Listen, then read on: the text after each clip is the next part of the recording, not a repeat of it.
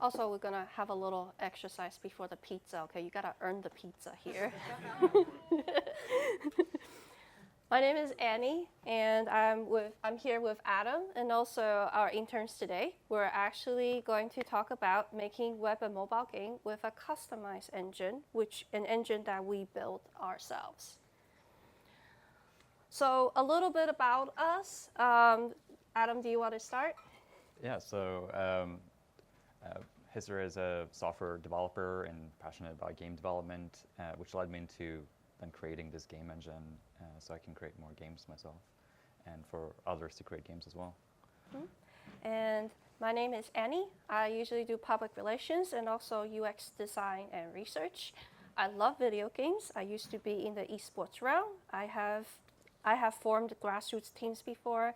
I have players who became pro players right now in Overwatch. And so yeah, I really do love video games and the ecosystem.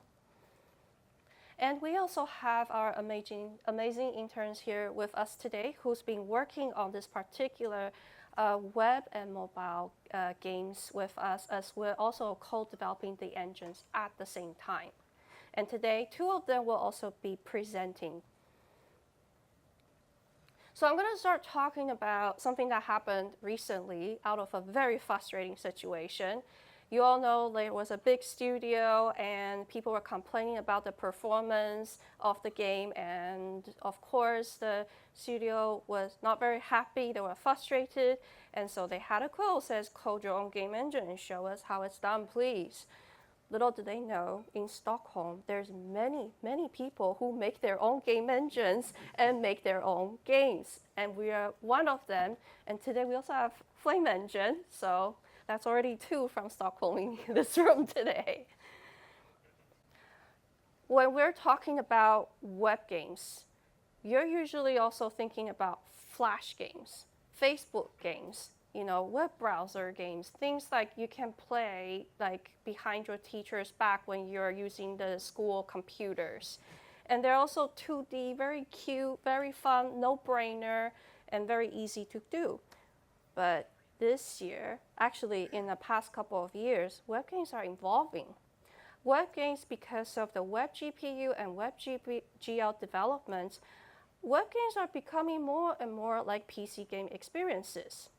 For example, this year there was Project Prismatic, which is the first-person shooter game collaborated with Crazy Games. They are a browser game, and they make a game looks like Halo 3. And also the graphics, the effects, they're getting very close to PC games. You also have Game of the Thrones. That's actually a web game right there.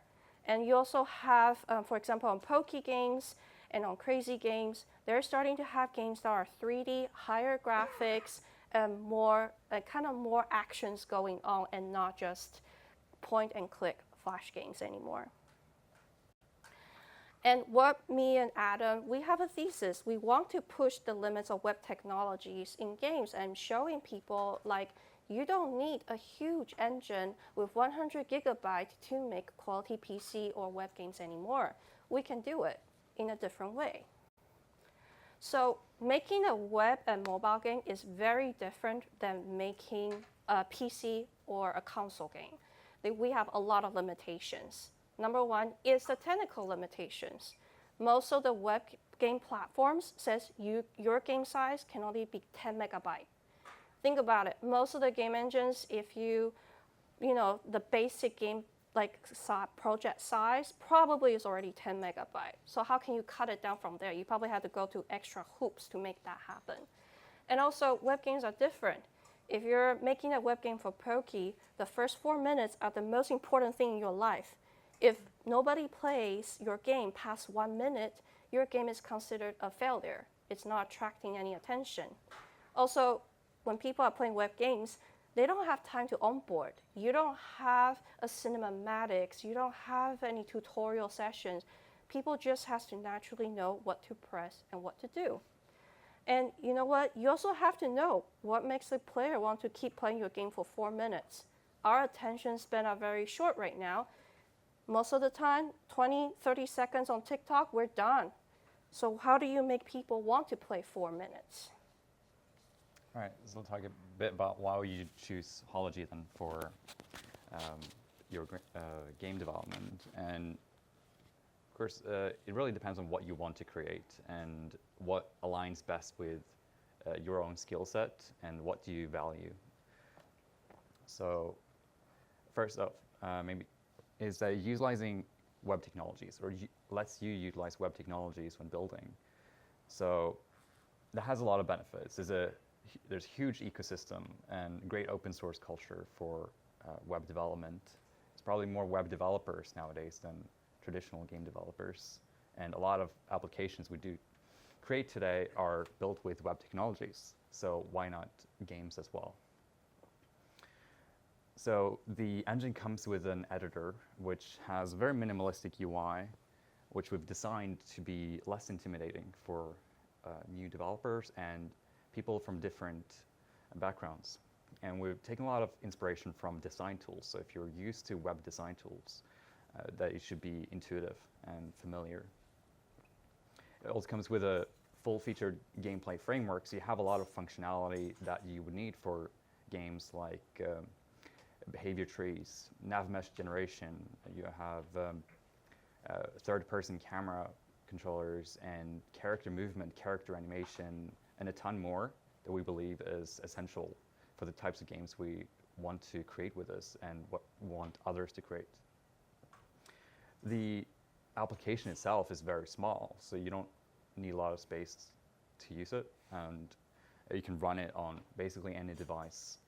It's designed to work well on low-end laptops, for example, so a lot of people should be able to use it.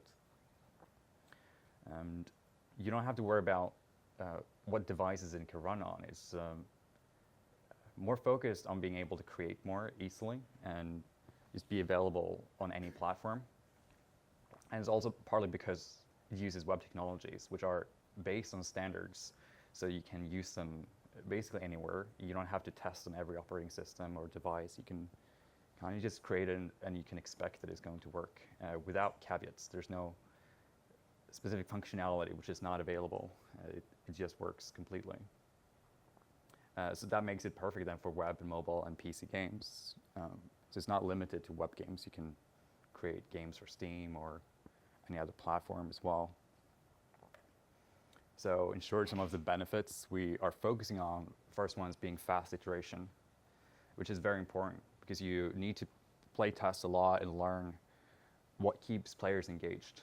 If they're losing interest in 20 seconds in your game, you need to iterate a lot on how to make it better.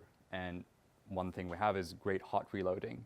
So you can make changes to your code and instantly see it change in the editor or in your game. Another one is cross-platform accessibility. So you don't have to adapt it for different platforms. It will just work. And the project size is very small as well. So you are compatible with all web platforms. And now we're going to welcome Mia, and she will talk a little bit about some tips when you're making web and mobile games.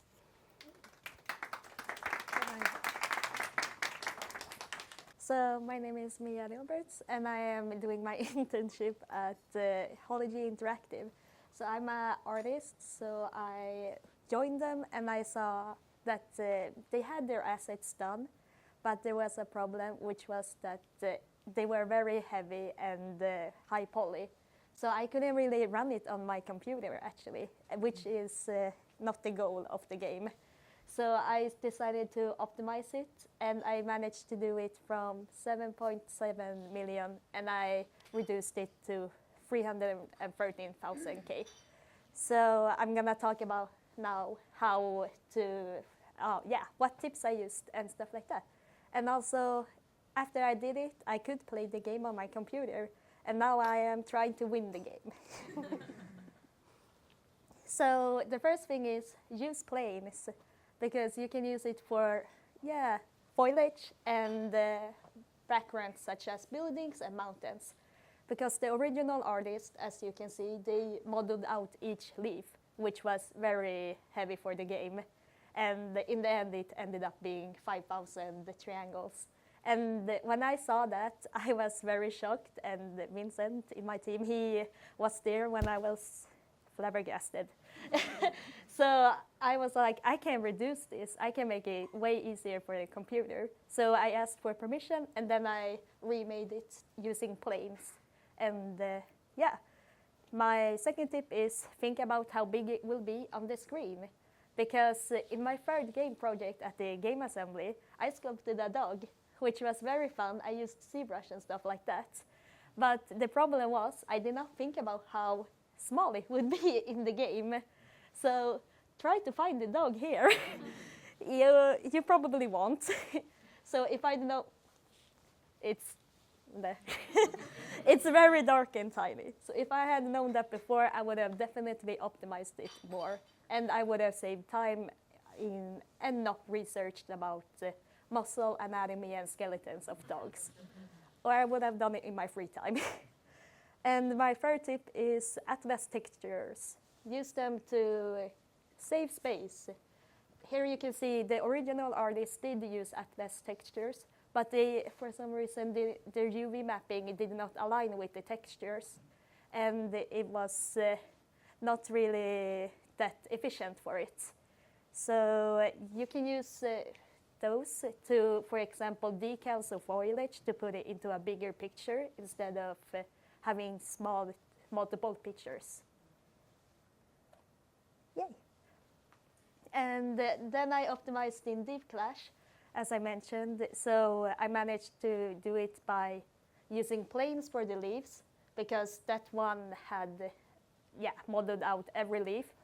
And then I also reduced the stem for the foliage, because at first when I zoomed in, it was very smooth, which is fair, but I thought about, you won't really be seeing that close up to the foliage, for example. It's very far away. So I reduced a lot of topology in the stems. It's barely a difference. And then I also fixed the UV mapping so it aligned better with the texture atlas that was done. So you can see the color changed a bit because it's more, fits the textures better. And now I can play the game smoothly and I can win the game. Yeah. And now Orlando.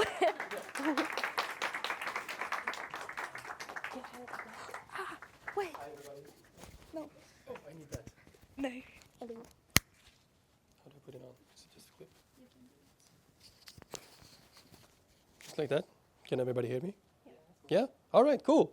Yeah, so I'm Orlando, and I've been working on the VFX for our game DeepClash, and I'm going to talk a little bit on how the optimization went. So, as many of you know, optimization is kind of a crucial part when you create video games, because if you don't optimize it, the visual effects could really crash your GPU or CPU, which is not so satisfying when your frame rate drops and you can't play the game literally. Like Mia mentioned earlier, you want to play and win the game. Visual effects doesn't only serve a purpose for the visual, but they also aid the player in learning or understanding the game on a deeper level. For example, on the right image, you see a sequence from a game called Sekiro. I don't know if you have played it. I'm sure someone has. This is in a sequence when you block an incoming attack from a boss, and as you block it, you get this huge burst of lighting sparks, which indicates to the player that, okay, the block was successful and has an impact, so it strengthens the emotion for the player. Another purpose is just to improve or talk about readability. In League of Legends, on the right image, you have this ultimate attack that you see is spawning. So this beam spawns on top of the character when the player is about to do their ultimate attack. So this is sort of an indication for the player that damage is incoming. So here they get a small opportunity and a window to prepare for it, either to heal so they are at full HP, or to create some sort of block so they can block the attack, just to prepare for it so they don't get killed. optimizing VFX. So I'm sure some of you have seen this before. So a well-optimized VFX keeps the frame rate stable, and it prevents the disruptive gaming that we all hate. Effects, they need to adapt to different hardware. So when you work with VFX, you need to know what are you making the VFX for. Are you making it for a mobile platform, a computer, or is it PS5? And all of those things will matter in the end. You also want balanced visuals to ensure the readability, because I don't know if any one of you have played games where the VFX is just too intense and you can't really see what's going on. I, for one, played a lot of World of Warcraft when I was a kid, or I still play World of Warcraft. But there, when you do some raids, you can see that the amount of effects and spells that come across your screen can be kind of confusing if you don't have the right add-ons in order to understand what's going on. And also, fourth, resource budgeting. So you need a careful management of textures and particles, because they play a huge role when you create VFX. So, for example, instead of using several particles at the same time, try using fewer and make them bigger. But that's gonna require that you have a higher resolution on your textures. So there you need to find the balance. And it is a lot of trial and error, which is why I highly recommend that when you work with VFX, try to start small and then scale it upwards instead of going the other way around, because it's going to be so much easier. So a small VFX comparison for an effect I made from Deep Clash is, you have Unreal Engine and then you have Hology. And Hology is nice because when you work in Hology, you need to focus on the smart shape of and designs that make performance work, and you need to have make performance-aware choices all the time, since the engine is aimed towards WebMD. So you're not you need to prepare that the games are going to be played on not only PC but also on mobile phones. And here are some of the effects in action, and if you would like to test play it, I'm sure that we can arrange that afterwards. That's all for me. Thank you.